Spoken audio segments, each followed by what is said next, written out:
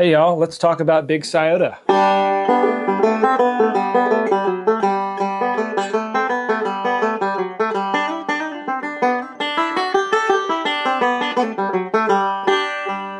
So how do we come up with variations over this melody? Well, first things first, you got to know the melody. So do you know the melody of Big Sciota? And if you don't, then you need to go learn it.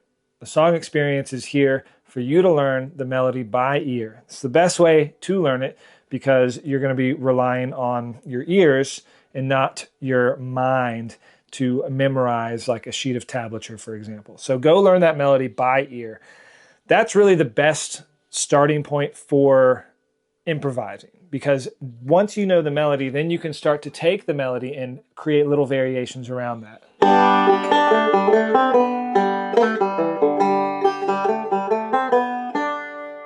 You know, it's not just about coming up with something cool over a chord change. It's about the awareness of where you are in the song. Because if you know where you are in the song, and this is really one of the beautiful things about learning by ear. If you're doing the right things, if you're learning a melody by ear and then playing with the metronome or backing tracks and kind of using that approach for learning and then playing along with recordings, you're developing your awareness of where you are in the song. And that is huge for improvisation. If you want to be able to improvise freely and creatively on the spot, the melody has to be deeply ingrained in you. And then, of course, the chords, they need to be, you have to have an awareness of the chords too, but the melody has to be inside of you. So you can improvise. You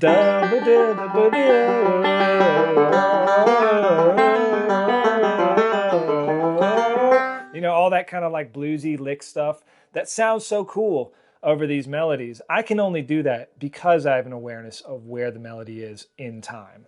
So that's all I'll say. Go learn the melody if you haven't done that already.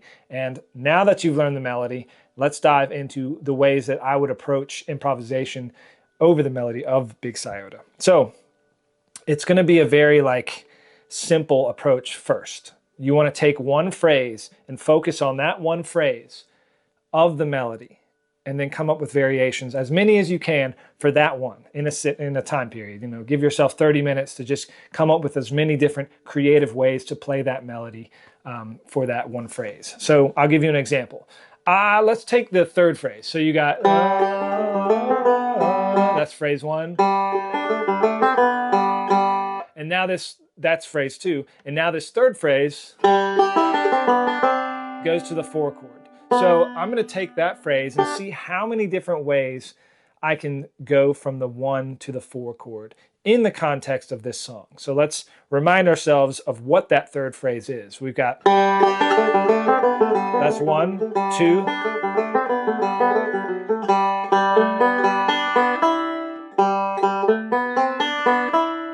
So we're going da da ba da ba da ba da.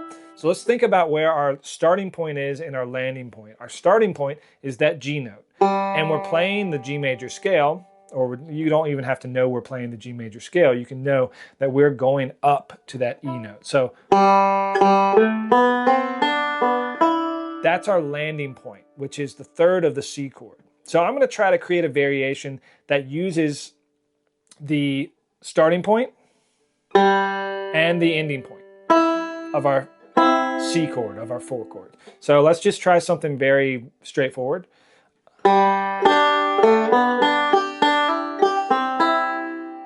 So that's very Scruggsy and easy.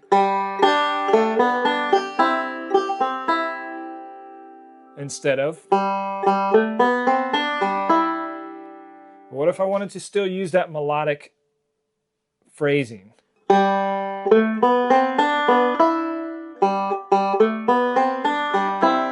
I could just simply move the position so it's not there. That's a little bit different.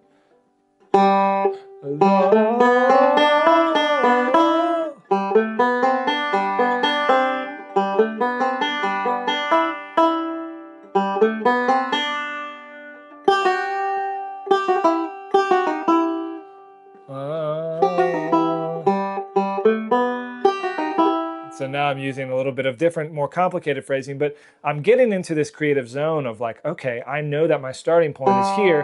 And I've basically given myself parameters of my starting point's here and my ending point is here. Now, how am I going to get from that to that? Maybe I'll just do that. I'll do the starting note and then go down the scale. And so if it helps, you can count off the phrase. 1, 2, 3, 4.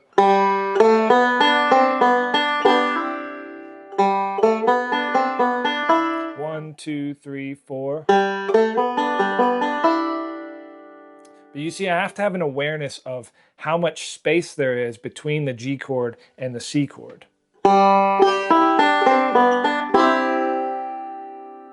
Now, I've done that enough, you know, maybe I've come up with 5 different variations over that, and you can take any of those and use those as inspiration. Now I can say to myself, all right, so I have that like multiple variations over that G to C chord. Now I know, this is me kind of bringing in some theory knowledge. I know that G to C, I can do a G7th, and that creates a little bit more tension to move me to my C chord. So what if I added in a 7th there and incorporated that into my improvisation? So what would that sound like? I know that my melody is. So what if I did dum, debo debo da, or debo debo da?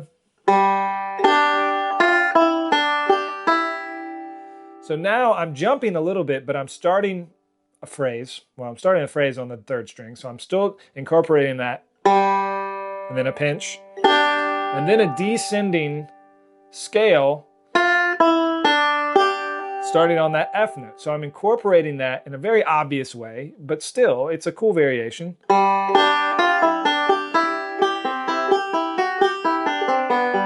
then you can play the rest of the song, but I'm just picking one spot to focus on here. So if I took that variation and put that in the song, it would sound like this. So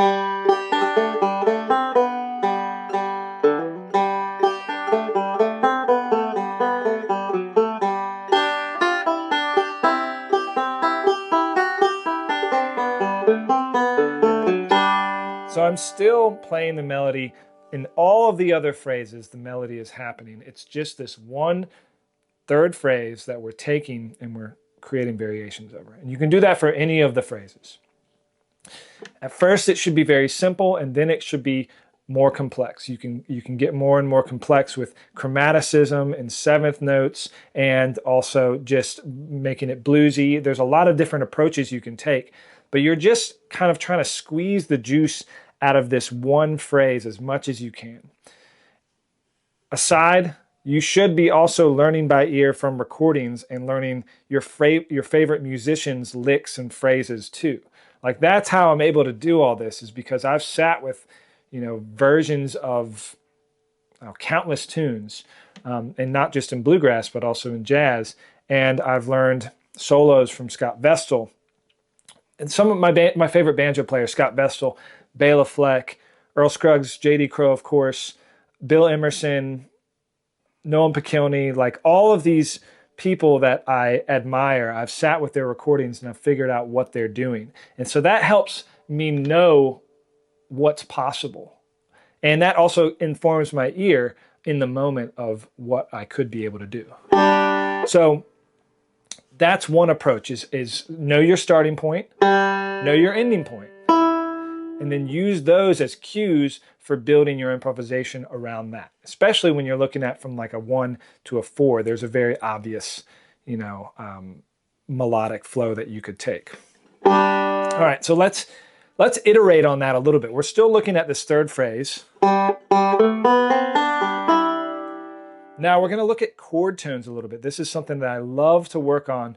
As far as like moving from one chord to the next, knowing your chord tones is really, really helpful. So if we're working on G to C, you know, you've got those notes in a G chord, a G, a B, and a D, or 1, 3, and 5. And then in the C chord, you've got 1, 3, and 5 as well. You've got C, E, G. So 1, 3, and 5. Now, when I'm improvising or when I'm practicing improvisation, I'm focusing on moving from one of these chord tones in G to one of these chord tones in C. So I'm trying to go from G, a G note, to a C note. And it can be any G note to any C note. Just like the melody is, it's going from G to an E, which is the third of the C chord. But what if I wanted to change my target tones from the G to a B? So maybe I'll start on the third as like a cue for my improvisation, and then I'll land on a root of the C chord. So I'm starting on the B of my G chord and landing on the root. That's the melody. Now what if I did something like that? Or I like that a lot. That actually flows really nicely. So instead of playing, I'm going, so